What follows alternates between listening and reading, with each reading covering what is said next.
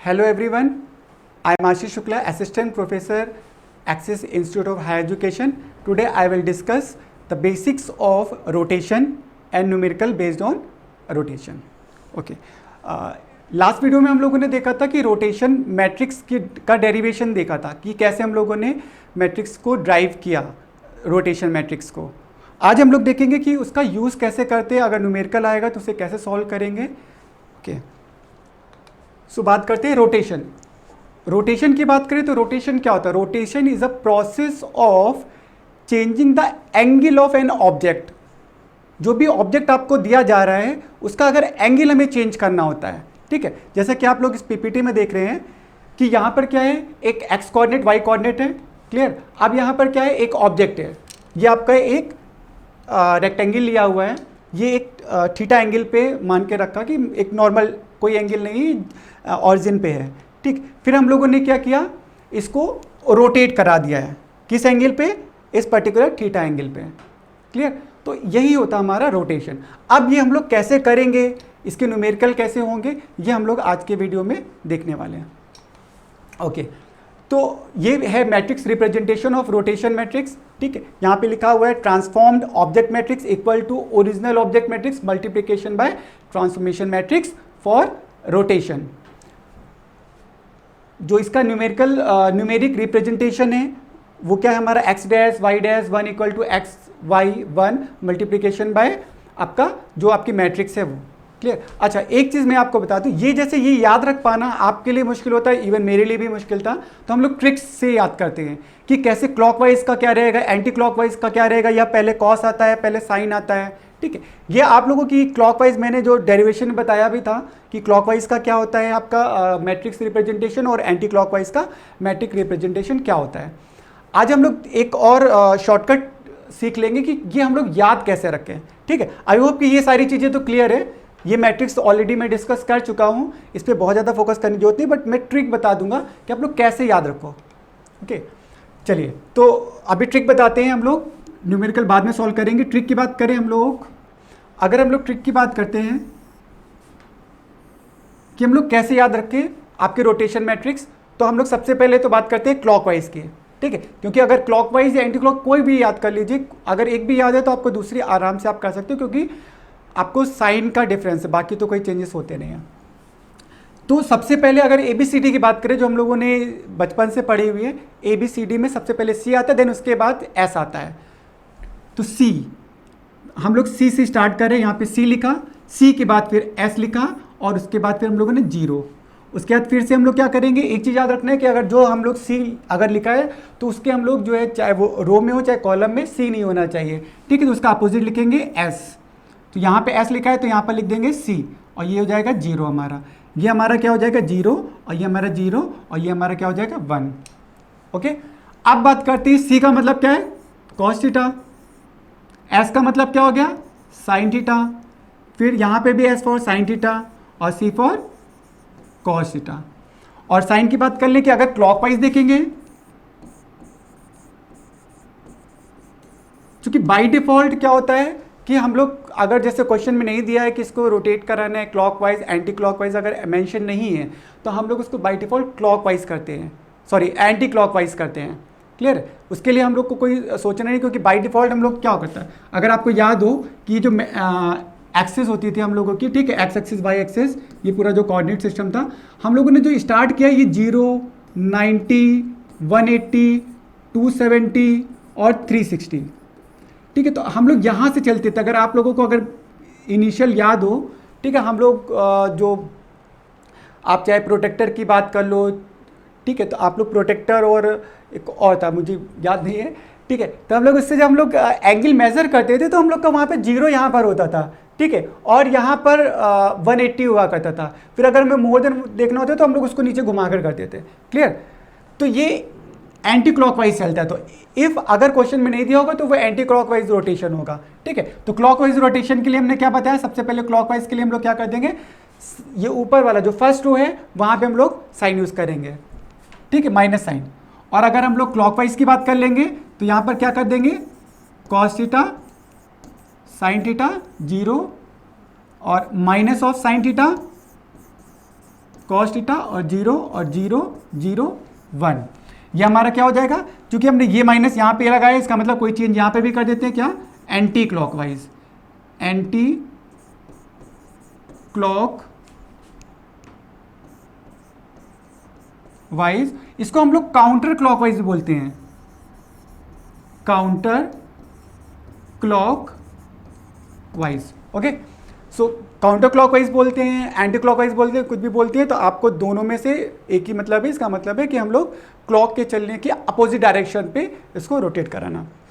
Okay, I hope कि ये आपको समझ में आ गया होगा। ये केवल मैं आपके समझाने के लिए, याद रखने के लिए था कि हम लोग जो रोटेशन मैट्रिक्स, मैं बता दूं, मैं जब पढ़ रहा था एमसीए में, जब कर रहा था, तो मैं ऑलरेडी बहुत कंफ्यूज रहता था कि कॉस पहले आएगा साइन पहले आएगा। इवन जब नॉर्मली हम लोग करते हैं तब तो याद, तब तो कोई इशू नहीं आता है, बट जब एग्जाम में होते हैं हम लोग, ठीक है, when we will in the exam, तो हमारे पास स्ट्रेस बहुत ज़्यादा होता है। तो वहाँ पे हम लोगों को याद रखने के लिए अगर ट्रिक्स से याद रखा है तो शायद वो भूलते नहीं हैं। और ये बहुत ही आसान सी ट्रिक्स है, मुझे लगता है कि आप लोगों को बहुत आसानी से याद रहेगा। इसको याद करना आप लोगों के लिए ज़्यादा डिफिकल्ट नहीं होगा। चलिए ठीक है, चाहिए let's we move on the question. एक क्वेश्चन आपको ऐसे मिलेंगे, rotate an object ABCD with coordinates A 0,0, B 1,0, C 1,1, D 1,0,1। Okay, so ये इट डिपेंड्स ऑन क्वेश्चन कि वो वहाँ पे ऑब्जेक्ट आपका ट्रायंगल भी ले सकते हैं, लाइन भी ले सकते हैं, पॉइंट भी ले सकते हैं। ठीक है, ऐसा कुछ नहीं है कि केवल रेक्टेंगल का ही आएगा या ट्रायंगल का आएगा या फिर किसी पॉइंट का। ठीक है, इट डिपेंड्स। सो हम लोग आगे बात करते हैं फिर। एंड ये 45 डिग्री अबाउट ऑरिजिन। अब यहाँ पे देखिए, find out the new coordinates. यहाँ पे इन्होंने बात करी है 45 डिग्री, बट यहाँ इन्होंने मेंशन नहीं किया है कि क्लॉकवाइज करना है या एंटी क्लॉकवाइज करना है।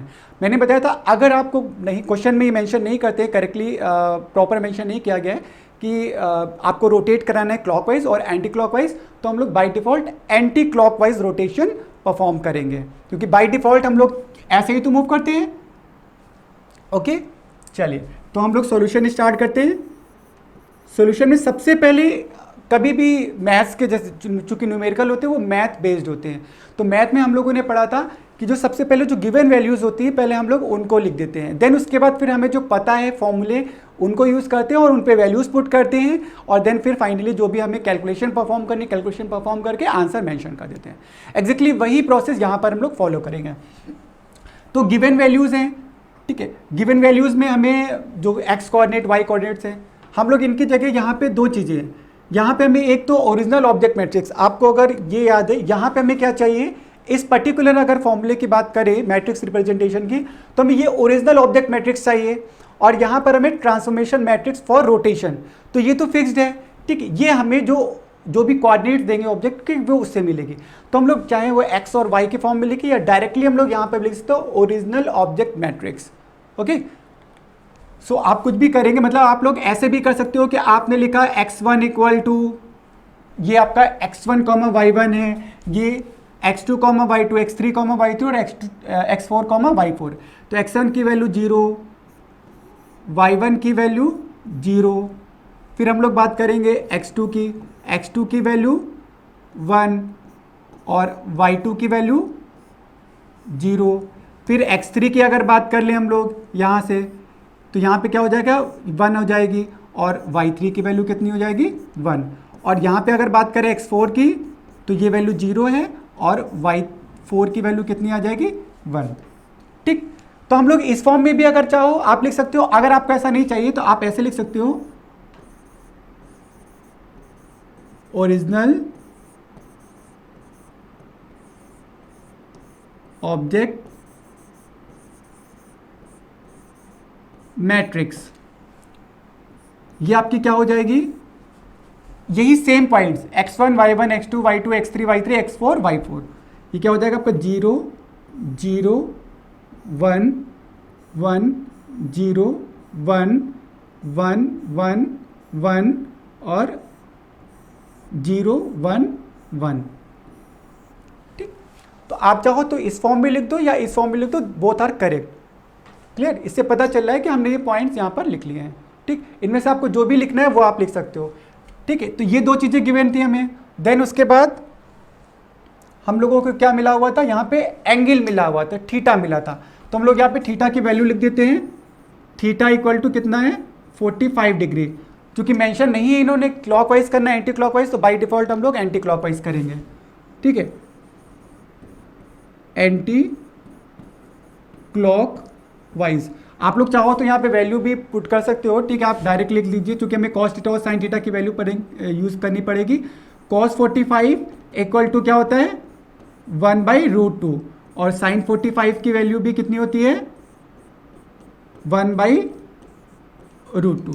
ठीक है, यहाँ पे वैल्यूज आनी चाहिए आपको कि साइन थीटा और कॉस थीटा की वैल्यूज होती है। नॉर्मली 45 डिग्री या 90 डिग्री दिया जाता है, और अदर एंगल्स कि 30 डिग्री 60 डिग्री ऐसे नहीं देते हैं। ठीक है, बाई डिफॉल्ट ये कॉमन है कि 45 डिग्री दिया जाता है। ओके, उसके बाद हम लोग सॉल्व करते हैं। हम लोग को क्या लिखना है, ये सेम, ये हमारा फर्स्ट स्टेप है जब हम लोग लिखेंगे वी नो दैट, और ये हमारा सेकेंड स्टेप है। ये दो चीज़ें हमें 100% लिखनी, देन उसके बाद फिर हमें आगे का सॉल्यूशन करना है, वैल्यूज पुट करनी है। क्लियर? तो यहाँ पर हम लोग लिख देंगे वही जो हम लोगों ने बताया आपको, we know that this is the proper process of solving the numerical. अगर आप ये नहीं करते हैं, प्रोसेस फॉलो करते हैं, तो कहीं ना कहीं आपके मार्क्स कट होंगे। फिर आप बोलते हो कि सर वो मार्क्स कम कैसे हो गए, मैंने तो पूरा क्वेश्चन सॉल्व किया था, आंसर्स भी मेरे करेक्ट आए थे, बट फिर भी मुझे पूरे नंबर नहीं मिले। सो यही रीज़न होता है, क्योंकि आप लोग स्टेप्स को मिस कर देते हैं। जैसे कि अगर ये दो स्टेप मिस करते, डायरेक्ट आप लोग फॉर्मूला पुट करके और आंसर निकालोगे, तो डेफिनेटली आपके मार्क्स कट होंगे। ओके, तो we know that the matrix representation for rotation,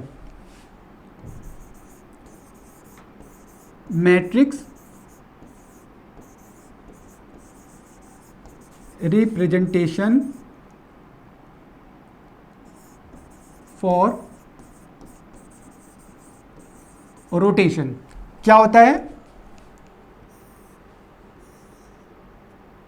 यहां पे क्या लिखेंगे, transformed object matrix.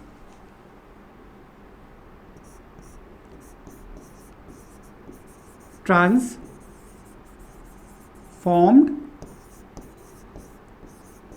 Object matrix is equal to, फिर हमारे यहां पर क्या होता है, original object matrix, original object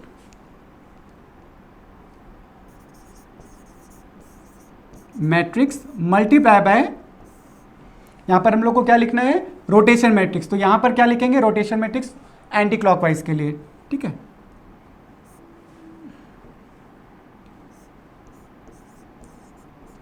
transformation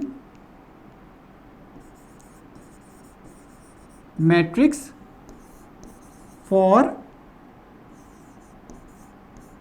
anti clockwise rotation. Clear? तो ये हमें लिखना है। देन उसके बाद फिर हमारा क्या आ जाएगा, सेकेंड स्टेप हमारा क्या है जो हमें मेंशन करना है, वो हमारा है x डैश y डैश और 1। हम लोग को फॉर्मूले के फॉर्म में भी मेंशन कर देना है। ठीक है, देन यहाँ पर क्या हो जाएगा आपका x y 1, और यहाँ पर क्या हो जाएगा मल्टीप्लाई में। अब ये मैट्रिक्स जो हमारी जो भी हम लोग को फॉर्मूला जो मैट्रिक्स है रोटेशन का एंटी क्लॉकवाइज का, वो लिखना पड़ेगा।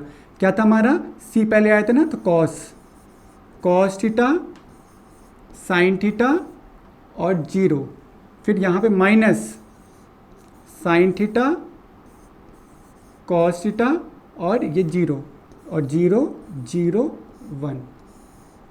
ओके, सो ये प्रोसेस लिख दिया।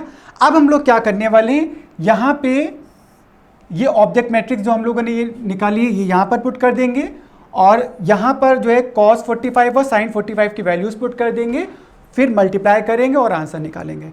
ठीक है, हम लोग आगे बढ़ते हैं।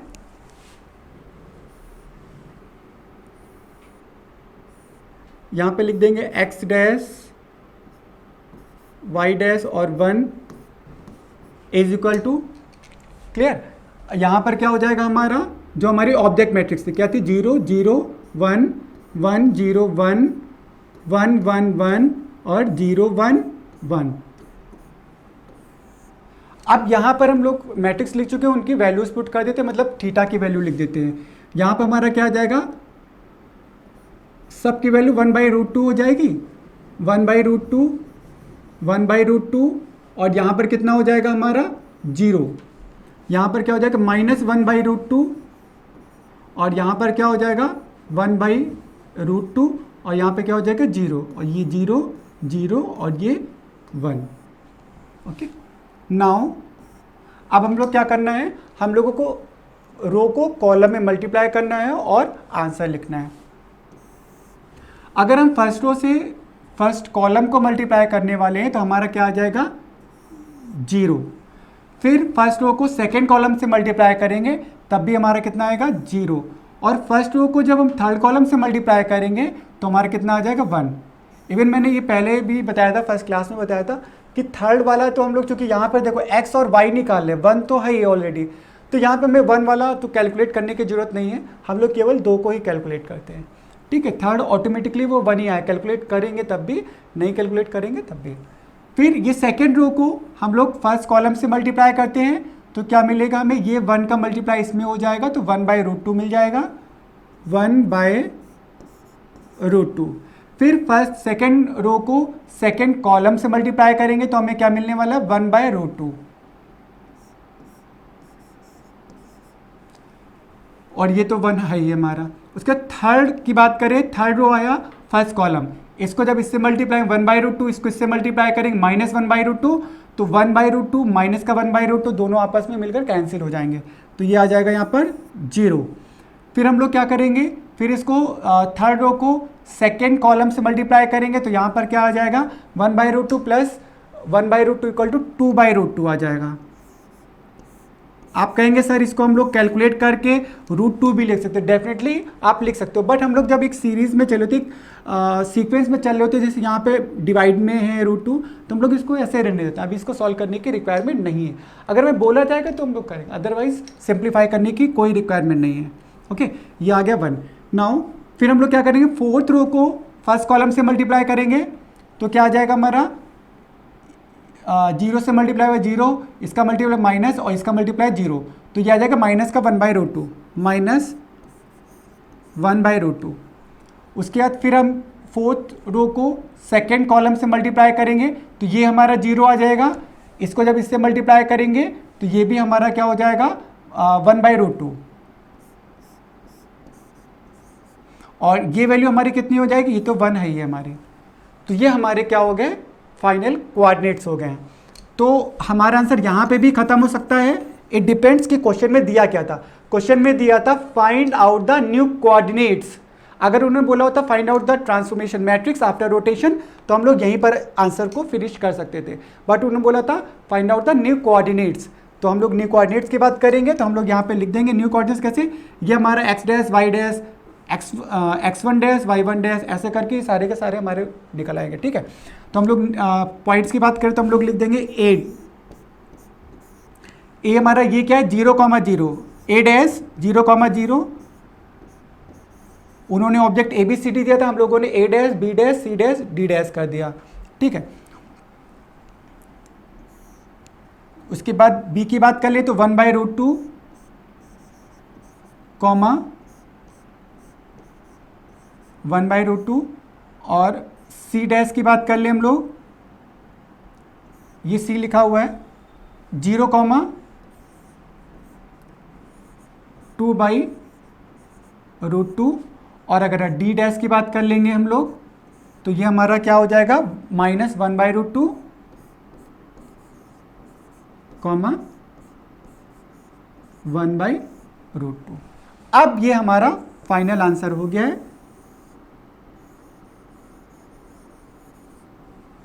ठीक है, ये हमारे न्यू कोऑर्डिनेट्स हैं जो भी हमारा ऑब्जेक्ट था।